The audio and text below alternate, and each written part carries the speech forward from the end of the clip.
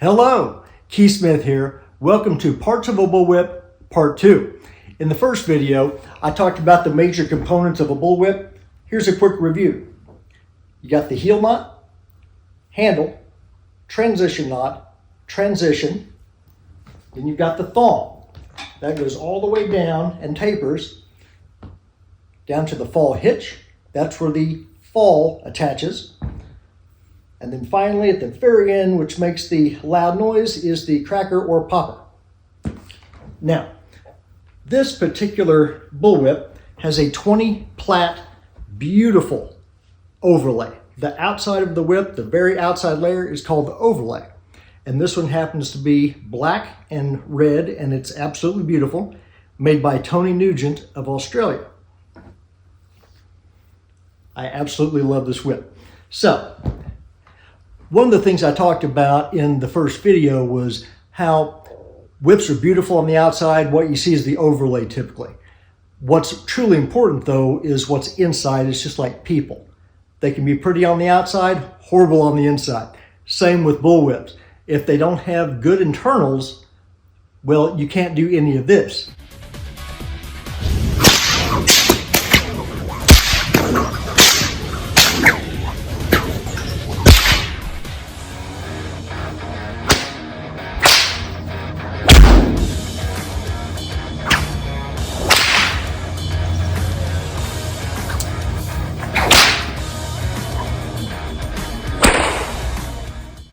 Everything I do with a whip takes a whip with great internals. It has to be accurate, fast, and responsive.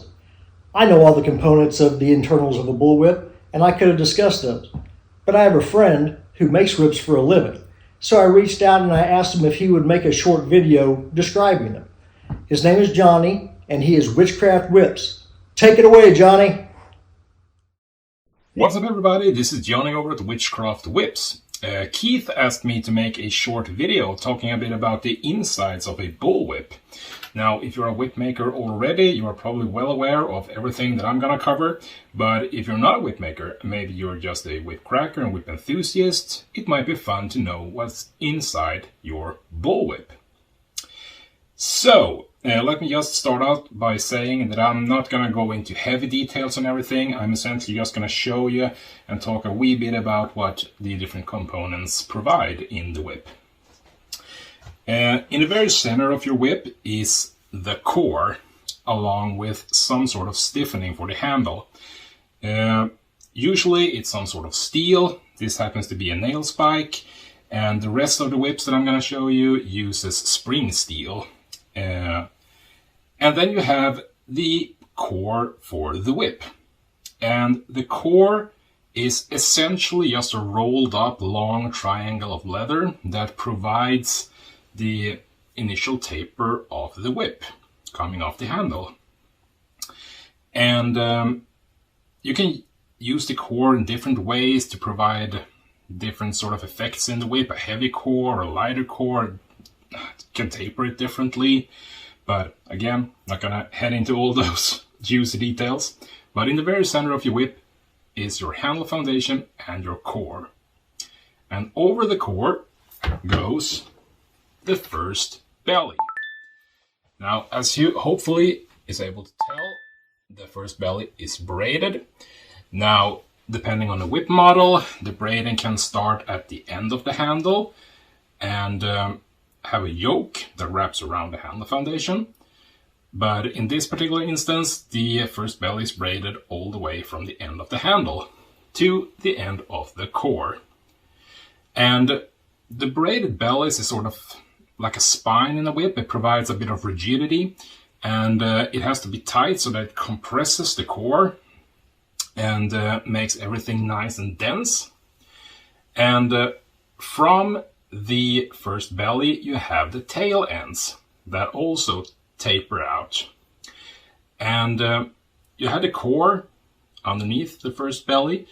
So the core provides taper in this section right here. Now after that, the tail ends from the first belly becomes the new core and provides the taper for the next layer. And over the first belly, you'll generally have a bolster. And this bolster happens to be a chrome split that I use for my Aussie models. But another common material is, Vegtan cow or kip. And the bolster essentially just wraps around the first belly and provides a bit more girth. It absorbs a lot of conditioner that'll help keep the insides of the whip in good shape. And it's also a shaping layer. And as the next belly gets braided on top of this, it compresses everything down, or it compresses the bolster and makes the whip even denser. And provides, again, a nice shape to the whip. And as you might be able to tell, the bolster doesn't extend quite as far as the tail ends from the first belly. But again, you can design this in various ways. This is just how I do this particular model. And over the bolster goes the second belly. And as you might be able to tell again, we are gaining a bit more length now.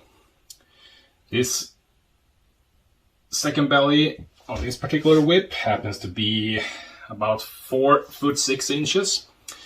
And we're also getting a bit more girth to the whip. And again, the second belly is very similar to the first one. You braid it tight, it provides a bit of rigidity to the whip, and it compresses everything that's below it. We have tail ends from the second belly, extending even further out to provide the taper in this section of the whip. And after the second belly, the classic design has another bolster, but on these particular whips that I'm working on, you don't. So on top of this second belly goes the overlay. And obviously you have some knots as well, and the fall and the cracker, but this is essentially the finished whip. And here you can see, I'll pull them back a wee bit, sort of the different stages of your bullwhip. So you have the core and the handle foundation, the first belly with a bolster on top of it, the second belly, and the finished whip.